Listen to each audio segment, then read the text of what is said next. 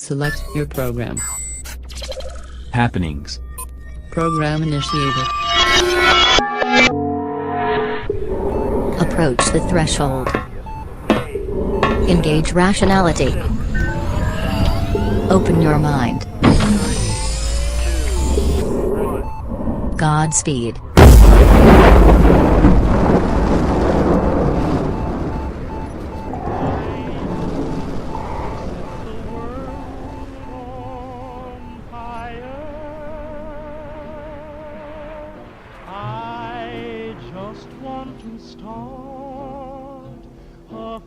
Welcome back, ladies and gentlemen, to Flagship Freedom, the podcast that places you on the front line in the war of ideas. My name is Michael. And I'm Danny. And we must be doing something right because you are back for some more anarcho-capitalist punishment.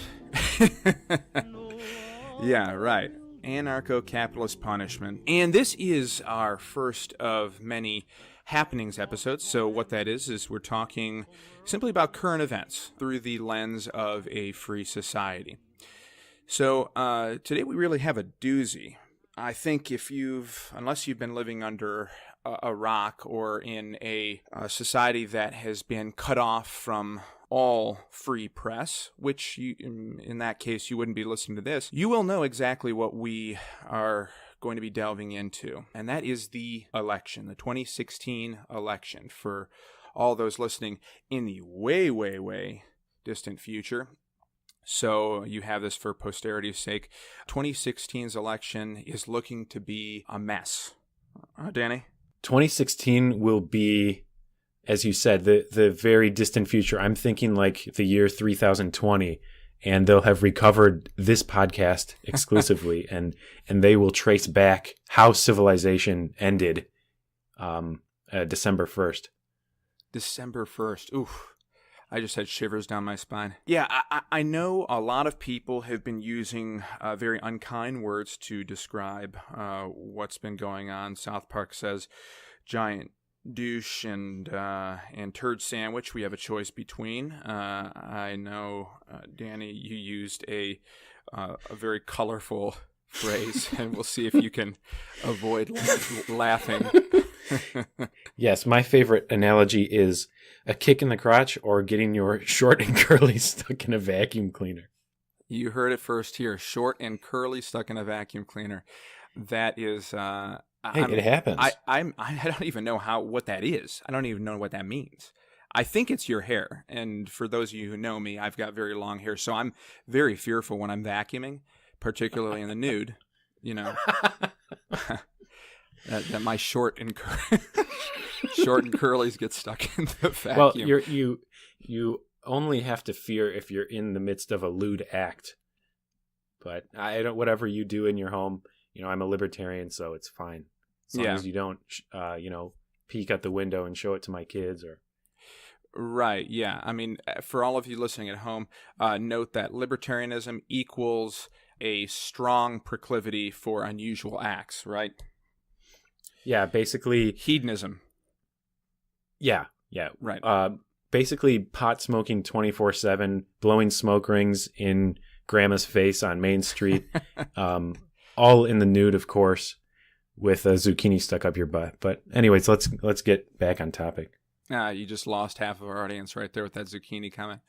Yeah, so we are talking, believe it or not, about the 2016 election. Now, I think that we're going to approach this conversation in a different way.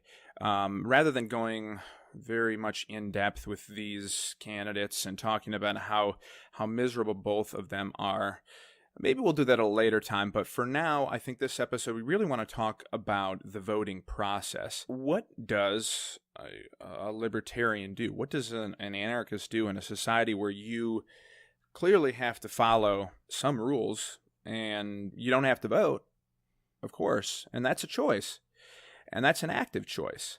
But is it helpful? Is it useful? Does it get a message across? And I know, first and foremost, Danny, you have a different opinion than I do, and also a different practice than I do when it comes to participation in the voting process. I'm a voter myself, and you aren't, right? Yes, I'm the devil. I don't vote in the United States, and I have my reasons for it personally. You vote in the Soviet Union? No, I only vote in voluntary situations, and Okay. electing your new master is not one of them. So I choose to opt out because I believe, for various reasons. I think it sends a message, etc. But well, do we want to get into that right now? I think we should tackle that the second half of the podcast, because that is something that is a point of a contention between us, and I would love to hear a little bit more about why you choose to opt out of voting and why you I'll, believe it's effective. But I will fight you. yeah, yeah, good thing that we're doing this remotely this time around. We do have choice. Okay, we do have some choice here, whether it's voting or not. And if you decide to vote, there are different boxes that you can check. Now, whether those boxes will lead to a markedly different outcome, that is up for an extreme amount of debate, and is not just debated upon within us crazy radical circles, but within many, many different circles, because I think you're getting a lot of people saying that I'm stuck between a choice of the lesser of two evils. And that is a pretty miserable thing. Now, I hear a lot of things like, I'm voting because you got to participate in the democratic process. That sounds like a great idea, huh? Right? I don't know why people, it's like a religious thing. They don't even care who you vote for, which is an oddity in and of itself, but I don't know why people beat their chest so much. You gotta vote, man. You gotta vote. Otherwise the terrorists win. It's like, no, you really don't gotta vote. I'd rather do something productive. I'd rather have fun and go pull weeds or get my tooth pulled. Yeah, every single election period that rolls around, particularly the presidential election season, you got the roll call of celebrities that come out say, you gotta vote, gotta vote. Joss Whedon, I think, just directed some type of voting video with. Did you see it with Robert Downey Jr. and a bunch of other celebrities? And they're all saying you gotta vote. Of course, they want you to vote, and they want you to vote for Hillary Clinton. Don't vote if you're going to vote for Donald Trump. Yeah, I think right? The fact that they know that their target audience is not going to be a representative chunk of the country. So, those vote or die, you got to vote. Right. If you're a Democrat. Yeah, right. There's always an implication there that red should probably stay home. And actually, you know what? For a lot of cases, that might be for the best. But a lot of people talk about voting their conscience, and that's an interesting thing because I know Ted Cruz recently got into trouble saying that at the GOP convention. He said, "Vote your conscience. I'm not supporting Donald Trump," which I thought to myself, wow, that's a pretty brazen move right there. I wonder whether it's his ego talking or whether he actually believes that. And then just yesterday, Danny, guess what happened? He endorses Donald Trump. I wonder whether Donald Trump promised him candy or something after, or some type of facelift, because that man is perpetually sad. He's just always sad. Yeah, it is amazing to watch the dominoes fall. People like Rand Paul endorsing Trump. I mean, I don't know what the guy's dad probably hates him by now, but yeah, it's really sad. It would be hilarious if it weren't so sad to watch everybody just crumble under the weight of the false dichotomy. Like, you go from, the Bernie Sanders on the left having the most diehard support in the world. And that's the silver lining, I think, of this election, is that neither side is happy. But it's really demonstrated and really resonated with people like, why do I have to make this choice, as you said, between a rock and a hard place? So that's one good thing, I think, that's coming out of this. Yeah. So before I swing back up to our responses here, when you ask our, Bob on the street, why do you vote? The last one that I typically hear, actually lesser so, because the GOP and the Democratic Party are already built brands. In fact, they're the monoliths that we have to pick between. There are some libertarians. There are also some Green Partyists and eco-lovers and people on the right, people on the left. Some people want to vote for Jill Stein and they want to vote their conscience that way. But other people want to vote because they want to build a brand. And that brand is the third party. The libertarians have been around since the 70s. Green Party, I think fairly new, or something early 2000s. Maybe here for the foreseeable future. I think the Green Party is more so it is a little bit more reactionary than the libertarian movement. And I think that the Libertarian Party becoming a party has its pros and cons, quite honestly, because it does take away from what could be a party that changes from within, whether it be the Democratic or Republican Party. You know, a bunch of libertarians, a bunch of free society people could actually, you know, make those same sorts of changes within parties. And I know a lot of people were very resentful that the libertarians became a party in the 1970s, but for better or worse, they're here and they've been here for about 45 years. So a lot of people will say, I'm voting because I'm building a brand. And there's a couple of faults with that too, but I do see some sympathy in that. But going back to the original point is that whole thing that we're hearing, the lesser of two evils. What do you think about that? Well, it's stupid. It's a false dichotomy. You're still choosing evil, I guess, was what you get right down to. And I understand, you're backed into a corner, and if you absolutely had to choose with a gun to your head, of course, anybody would choose the lesser of two evils. But the problem is, I don't know how to describe this. We should not accept it. People do not make rational decisions in a threatened situation. So what is this, like a fight or flight or some type of existential crisis where people are like, they actually legitimately feel like they're going to be obliterated by some type of tyrant? Do you think that there are people that actually believe that Trump will be the next Hitler? It is the parallels are pretty shocking. I don't fault people for believing that. Really? I don't. It's always impossible to see around the corner of history, and to neglect at least the obvious. I would say would be remiss. You of course will get labeled a conspiracy theorist, but when you have massive generalizations of people based on race and religion, not to say that he doesn't have some decent points, but the way the guy stokes overall hostility, his sort of cultural attitude in general, no nuance to it, kind of the us versus them mentality. Man, I'm going to get a lot of hate even from the libertarians on this one. Everybody is throwing their lot behind Trump. Yeah, and that's something we can talk about in a bit, about how there's some people that I would have never thought would have voted for somebody like that, because I thought they were so principled. They just threw it all away because they came back to that lesser of two evils argument, which, yes, I can.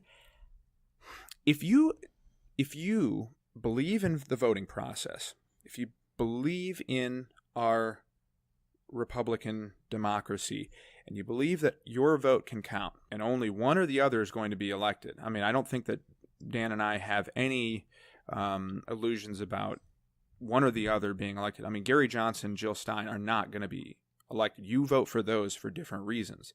But if you think that a vote for Trump is not a vote for Hillary Clinton, then okay, I get it. But it is such a piss poor situation, and I do not believe, as we'll talk about, and I think in concluding later on, or at least some of my thoughts later on about why this is such a miserable affair, and what we should be pushing as people who want a more free, a better society than what we have currently, what we should be doing. But I think the lesser of two evils argument is, it feels bad, and I think the reason why it feels bad is because I think we're doing a disservice to our inner morality, our inner conscience. We're just treading all over it. Yeah, exactly. And it's just the result of it's this emergency situation that everybody gets whipped into this mass hysteria where they only care about the future of their society once every 4 or 8 years. And they all get turned against each other and polarized and actually care about something decently important for once in their lives. And then everybody completely forgets about any responsibility whatsoever until the next election cycle. So that's, I mean, I personally don't like the idea of a business partnership. I don't want people in my affairs running my life, making decisions about my money. But of course, we're all boxed into that choice. We're all partnered with the government, whether we like it or not. And with everybody in the entire country. Well, that's true. Yeah. So, yeah. And some people like it that way. Some people want that sink or swim. You know, the society rises or crumbles, and we're only as strong as our weakest link.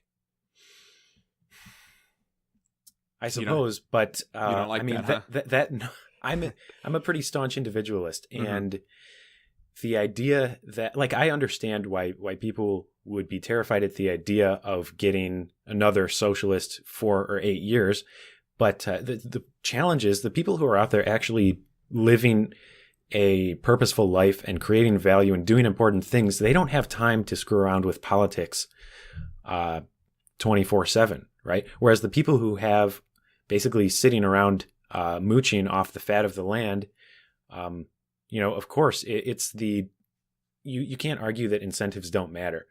And as we continually amass a greater and greater portion of the population who are incentivized to leech off of everybody else, it becomes sort of this unstoppable, exponentially growing parasite.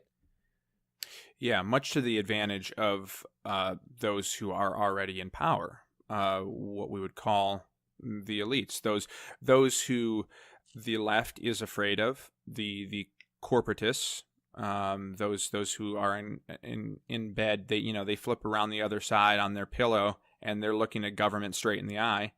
And then there's also those on the right who are saying, get government out of our lives, but they're just as bad as the left is. They just want different things, and sometimes they want the same thing, and it's a massive hypocrisy.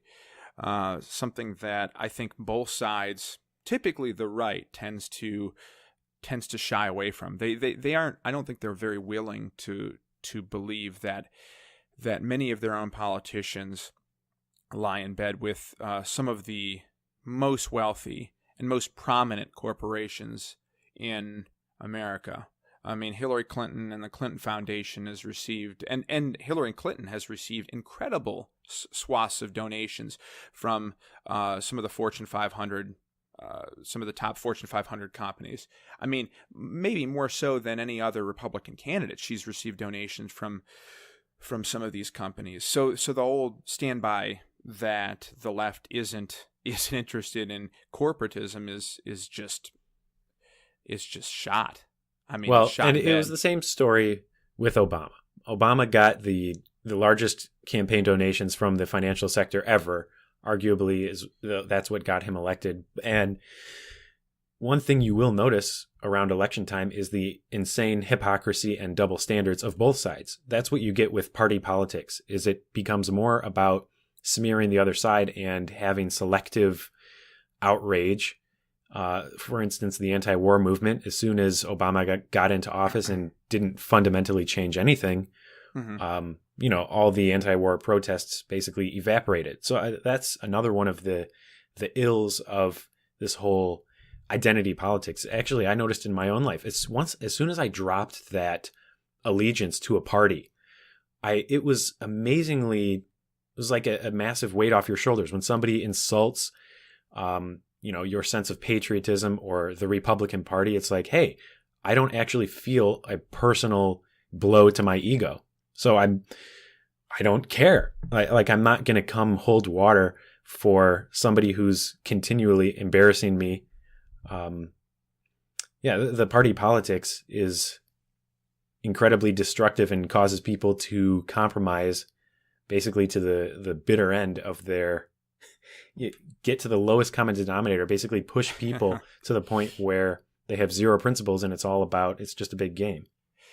Yeah, and there's not a there becomes you learn how little information, reason, and logic are behind the choices that people end up choosing red or blue. It really is simply a color at the end of the day with some of these individuals. I mean, there are people that can make legitimate arguments about this party being different and that party being different, but the outcomes of many of these things, I think perhaps a Trump presidency, especially with the centralization of power becoming more and more prominent for the executive branch. I mean, Supreme Court aside, the presidency has been consolidating power for years, since Teddy Roosevelt through Woodrow Wilson and FDR up until some of our presidents right now. Executive orders have become more and more common. The idea that Americans reject at once tyranny but want a strong leader and put so much faith in the office of the presidency to the point that it, in their minds, that the president is the ills and the gains, depending on which side you're on, of every single thing that occurs. And the more we put power into a centralized government, the more it will actually happen. The more we think that there is power, the more it will actually happen, because we think to ourselves, well, that is supposed to be the case. So why not throw away one liberty there, and then, Well, that's how you slowly water down and destroy the idea of liberty. Is that, like you said, people start to develop an expectation that the president is such an important office. And then, slowly as time goes on, in the background, when people, don't care about politics, the power of the seat of the presidency grows, and people just sort of take that for granted. And they assume, he's the president. He can do whatever he wants. The amount of generality which people describe government and the president, like as if they just should have the right to do absolutely anything. Yeah. So the whole idea of building a brand, this is an argument that interests me, especially because Gary Johnson is seeing a fair amount of press, and I would not say anywhere near the other two candidates, Trump or Clinton, but I think Johnson has seen more press, probably more so due to some of his more recent flubs than actually on the basis of his ideas. And even, as you'll find out very soon, I am not a very big fan of Gary Johnson. I think he's a phony. And there we go. A couple more libertarians just dropped off the podcast there.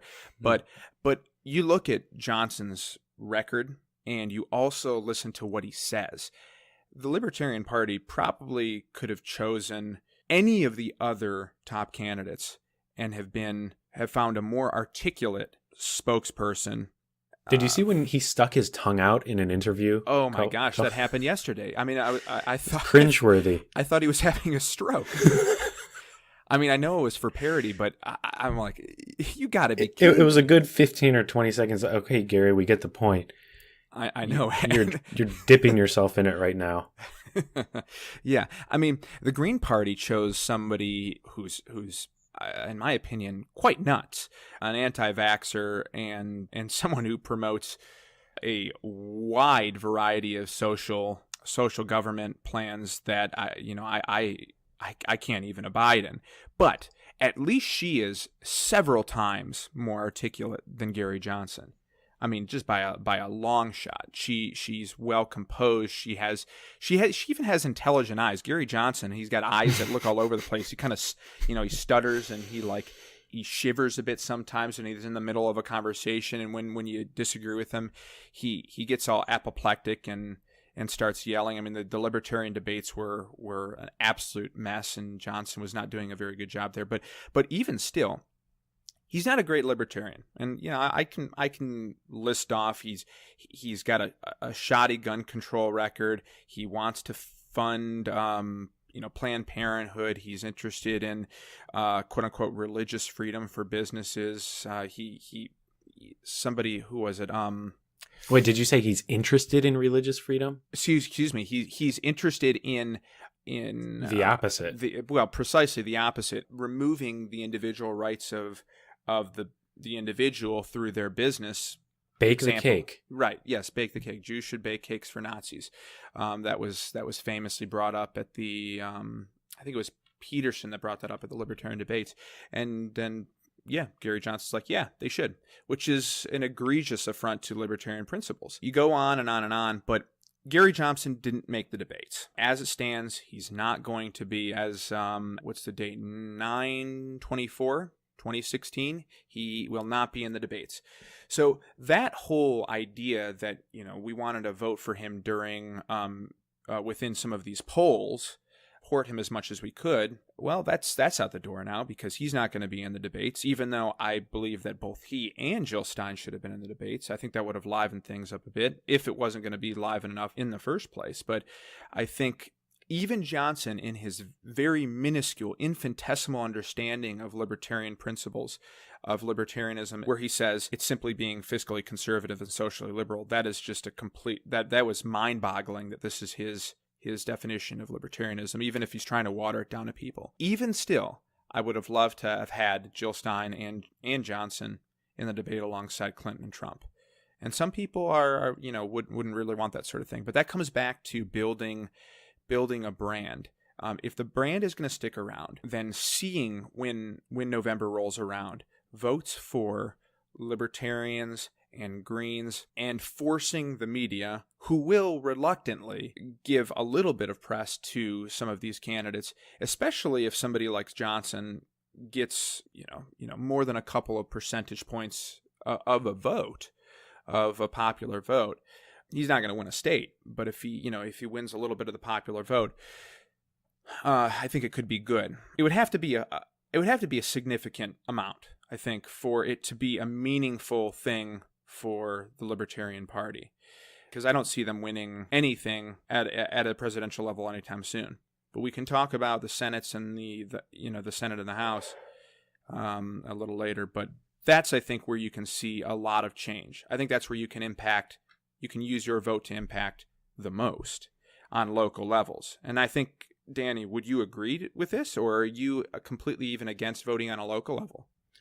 Well, it's the same principle. I mean, of course, again, if we have to choose between the turd sandwich, etc., then local government's better than large, federal, state. I don't think we necessarily have that sort of dichotomy when it is at a local level. You can actually get people who represent our viewpoints.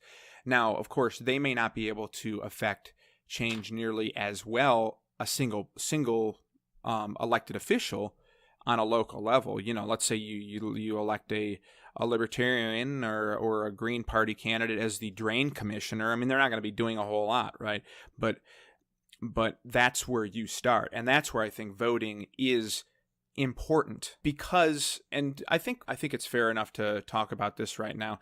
One of the big reasons why I am an advocate of voting, or at least why I can't necessarily abide in the fact that I am detrimenting my conscience if I vote for somebody that I think is adequate or even capable. Johnson, I do not think I don't think he's great, but I think he would be better than the other two, especially on a local level. One of the big reasons why I advocate for voting is because, I mean, Danny, both you and I pay taxes, right? I mean, we can't get out of that. We have to participate in certain amounts of government intervention. Now, on a local level, I pay my taxes, and I will see those taxes go to work on a greater level. Now, don't get me wrong, taxes is theft. But if I'm going to be observant about this and honest about it, I will probably see my money go to better use on a local level than I would on a federal level. Would you not agree with that? Yeah, of course. And I don't deny the fact that you can make a difference in voting, but I'm looking at long versus short term. Mm-hmm. So it's like, if you are addicted to drugs, or let's say you're an alcoholic, Right. you can absolutely improve your circumstances in the moment by not going cold turkey or by not quitting at all. You'll have terrible withdrawal, and they'll have to duct tape you and throw you in a padded room for a week before you're back to normal. Right. But of course, continuing with your addiction is, as we all know, bad for the long term. So that's where I draw the distinction. Voting, sure, I don't fault people morally, I suppose, or what's the word? I wouldn't attack their conscience. Because their money is at stake, their livelihood, their safety, their life, their quality of life is at stake. Sure. So I'm not going to say you're a bad person for voting. I just think tactically in the long term, it's counterproductive. And if you like, I can go through the specific reasons why. Yeah, well, I would like to hear some of them. I mean, are we talking just voting across the board, or voting? Voting in any government election. Okay. Any sort of, I mean, of course, there's voluntary voting within, say, like a company, how we're going to, what we're going to do with dividends this month. That's a voluntary association, completely different. Yeah. I'm not against the concept of consensus, but Okay. of course, government voting, you are attempting to wield power, and someone's rights are going to get violated. But to boil it down, my issue with participating in democracy is that you are legitimizing it in the view of the observers, those being the rest of society as well as government themselves. Your participation implies, now I'm not saying it should, but it does for people who are observing, that democracy works. As long as we all participate in the process, we can make this thing work. It's a viable way to organize society. And people don't even question the morality of it. It's sort of implied consent. I know that it's not actual consent, but people interpret it as such. And in doing that, but isn't paying taxes implying consent for, in a sense, yes. Yes, for theft and to commit all these heinous things, for your government to commit all these heinous things on your behalf? People could interpret it as such. It would definitely be better for the liberty movement if people resisted and stopped paying taxes. Now, I understand if you do that right now, you will buy yourself a one-way ticket 6 feet under. So it may not be the best decision. But if everyone were to do that immediately, or even 5 or 10% of people, we would see change overnight. I understand we're not at that critical mass yet. But back to voting, your participation, essentially, I'm arguing that it perpetuates an illegitimate system. Your people aren't even considering the alternative. Whereas if you use your non-participation as a soapbox to stand on and say, no, I'm not participating in your holy ritual because I believe it's immoral, or better yet, if everybody who voted instead called up their local representatives and said, hey, do you know taxation is theft? Hey, do you know that I didn't consent to X, Y, and Z law? Hey, do you even understand the concept of freedom? If we all took the 15 or 20 minutes that it took to drive to the polls and left a voicemail at even your local mayor's office, your congressional representative, whatever, I personally believe that withdrawal, that lack of consent goes a lot further. So I'm looking at the long-term solution. I don't want to put a Band-Aid on the problem. And that's the thing with this voting. Every 4 years, we all act like it's the end of the world, and then everybody forgets about it, and government increases, and we go tremendously into debt. And we're all supposed to just compromise in the short term. But like, when does that end? It's sort of like you always hear about raising the debt ceiling. Yeah. And lo and behold, we're at $20 trillion of debt in this country. I mean, when's it going to stop? Never. Like, this is literally no different than enabling your drug addicted friend. He's saying, come on, man, I just need $5. I need to snort one more line. When's it going to stop? When are we ever going to draw the line? That's my stance. Yeah. Okay. So I get it. I know what you mean, and I understand government as an addiction. It's an apt analogy. Your ability to affect my belief that we're playing a game. The game is rigged, and our actions contribute not directly but indirectly to a variety of horrific acts, whether that be throwing people in jail for popping pills, or getting married if you're the same sex, or the government is a strong proponent in a variety of nation building, or has been in the last in the 20th century they've done a lot of nation building. I kept on going back in my head decade after decade after decade. I'm like, they've been doing this for a while now. It's been a long time since they've fought a war where a lot of people were like, yeah, that was a pretty good war, right? So here's a radical one, Mike. What if you just want to keep your money? The most horrific of all crimes, you want to keep your own money, or spend it how you see fit, and withdraw your funding from something you believe to be counterproductive and immoral, to not put too sharp a point on it. Yeah, I mean that you're trying to nip it in the bud, but I think what you said earlier is going to happen to you, and if you don't end up in the ground, you're going to end up in a place that might be even worse, our national prison system. Yeah, I understand, but I think that if we're playing this game, I will actively participate strategically in ways that I know will be able to improve our current situation, to alleviate just a little bit, even though I know that things are going to continue to get worse. On a local level, I would hope that I can improve my situation for my friends and family, but also I work actively to destroy that same game that I am playing. Does that make sense? Yeah, certainly. The more time you put in, the more change you can make. And I mean, I don't claim to have a crystal ball and to know with precision the amount of damage that one person's vote is going to do to perpetuate the idea of the consent of the governed, so to speak.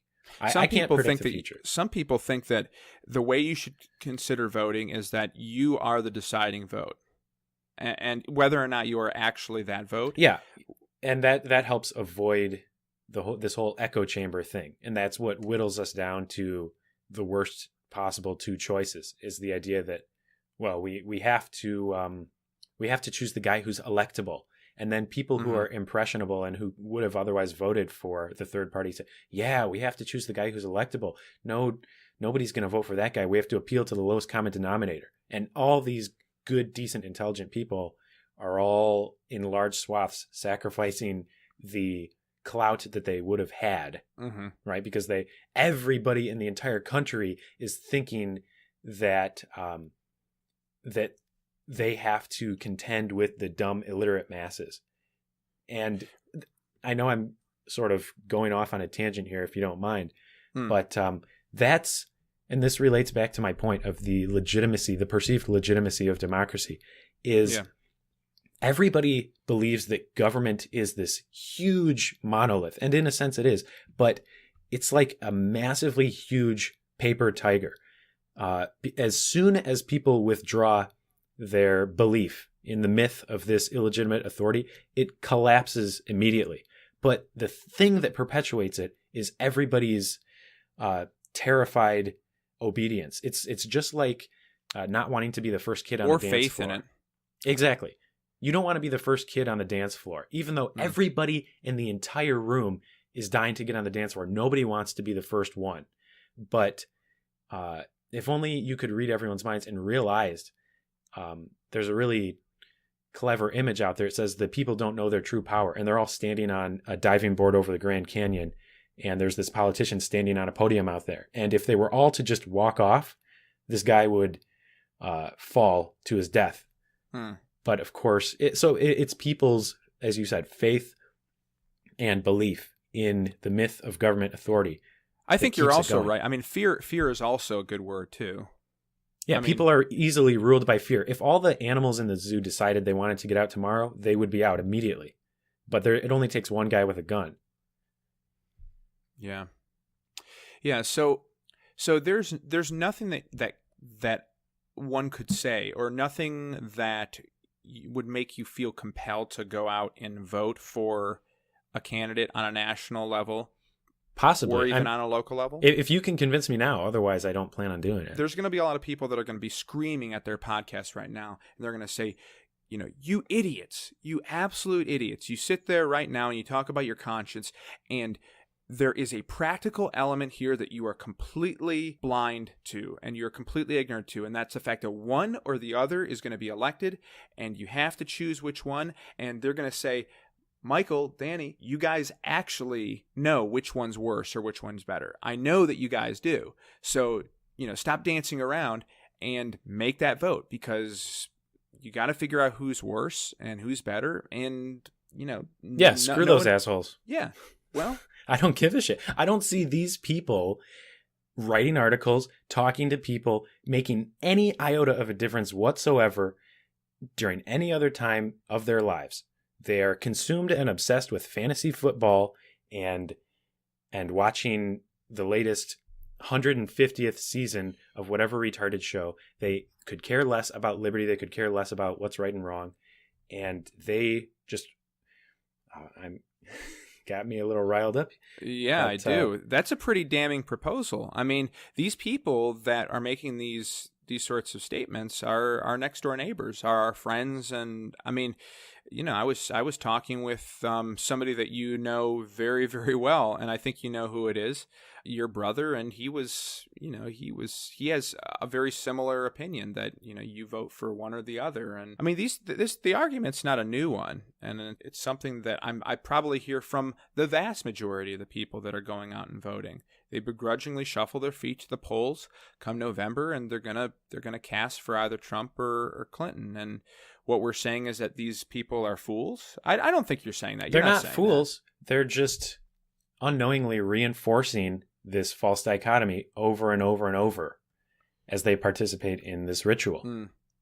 Now, let me pose this question right here. If you knew with 100% clarity that Trump poses a legitimate threat to the United States and could signal the end of our country, would you vote then?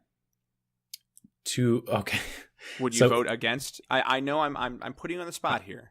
They both represent immediate and real tangible threats.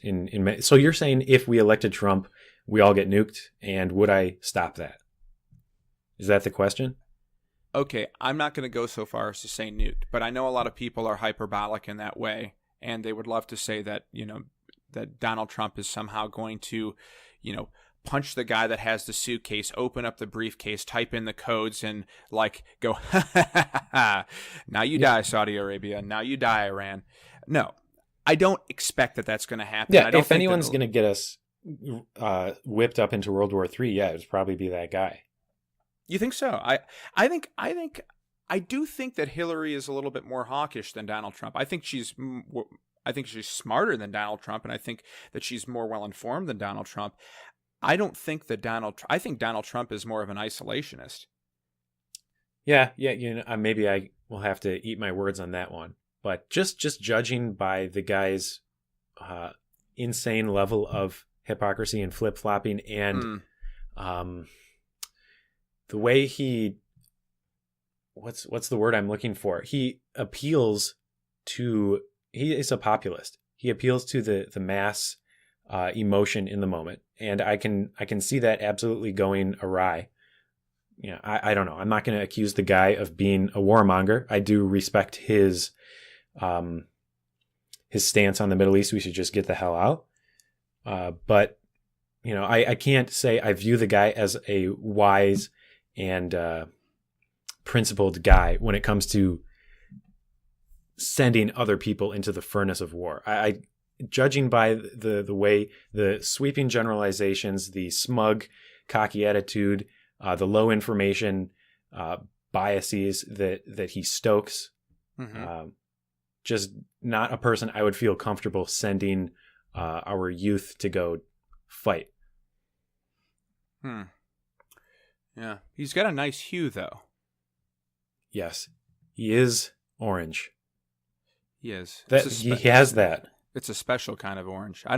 It's not a natural orange. I don't think that there are many people in the world that can achieve that sort of special Cheeto-like orange. There's a lot more I think we can talk about, and we may come back to the election, particularly discussion about the candidates in the future, although I find some of the discussion to be pretty loathsome. I think we'll end up bringing up some of this conversation when we bring on some guests in the next, 8-10 weeks. How many? We got a couple months left before, thank goodness, we can all reactivate our Facebook accounts and go on with our lives. But we're probably going to be talking about Donald Trump and Hillary Clinton in the future. But there's one thing that I want to say, and that is everyone that I speak with that is interested in voting and will use the mantra, I am voting for the lesser of two evils. I am voting for the lesser of two evils. And we'll say it over and over and over and over again. I think those people are missing the point to a very large degree. And that is that if our government wasn't so centralized, and if it did not continue down that path, if somehow we were able to reverse this, we would never have to deal with or worry about the impending doom that would occur if we were to vote for one or the other into office. If we had a very localized government, you would never have the possibility of a populist turned tyrant like Donald Trump for some people on the left, for many people on the left. The point being is that if you decentralize power, you worry less and less about tyranny because the power is not vested in mere mortals such as that person on the very top. It's vested in all of us. And I think that is something that is not rightist or leftist in a lot of people's minds, but everyone wants to expand freedom as much as they can until it reaches the point where they think that the best governance is one where this is policed or that is policed or this is governed or that is governed. Everyone says that they want the maximum freedom, but why don't you actually put that into practice and localize your government? Support decentralization. Support libertarianism, not because it's a rightist or leftist policy, because it allows you for the maximum amount of freedom, the maximum amount of happiness. Unless you want to, that socialist utopia, if you truly believe in that, that's something that Danny and I think will fight to the death against. It's something that I think should be considered, that vesting your power at the very top more and more, as we are doing, will signal the doom, and we'll be voting these people all to hell. That's what I have to say about that. Danny, I'll leave you with some concluding remarks if you have any. Well, yeah, I can agree to that, and I guess to put a cap on it, freedom is not guaranteed. Freedom could go underground for another 500 years. Who knows what's going to happen in world politics and war and civilization, etc. But what I do know is that the liberty that we hold so absolutely dear in this country and take for granted, just as surely as the sun comes up and goes down every day, those were never default. Those were not commonplace. Those were unheard of. And people literally died murderous, torturous deaths for those and fought tooth and nail, ideologically and physically, for hundreds and hundreds and thousands of years just to pound those ideas, those natural, self-evident ideas into people's heads, that liberty is preferable over the state. And just to watch the United States, which was once the beacon of liberty and maybe still remains such, although it's rapidly going downhill, to watch it just get trashed by goofballs like Donald Trump and Hillary Clinton is really a shame. There's no better word to put on it. And whether you want to not vote or vote for the lesser of two, whatever, I'm not going to shame people. I have my approaches. Mike has his. You decide which you believe is the best. But I don't know. We got to do something. I don't have the answer to everything. Yeah. Otherwise, you'd be the dictator, right? Exactly. Right. I don't know how to corral society. Yeah. Well, guys and gals, we want to thank you once again for listening to Flagship Freedom. Remember, this is the podcast where we use ideas, not bullets, to fight our battles, and we invite you to our next one. Danny, good podcast. I enjoyed it. Yeah. Till next time. Thank you. You see, way down inside of me, darling, I have only one desire. And that one desire is you. And I know nobody else ain't gonna do.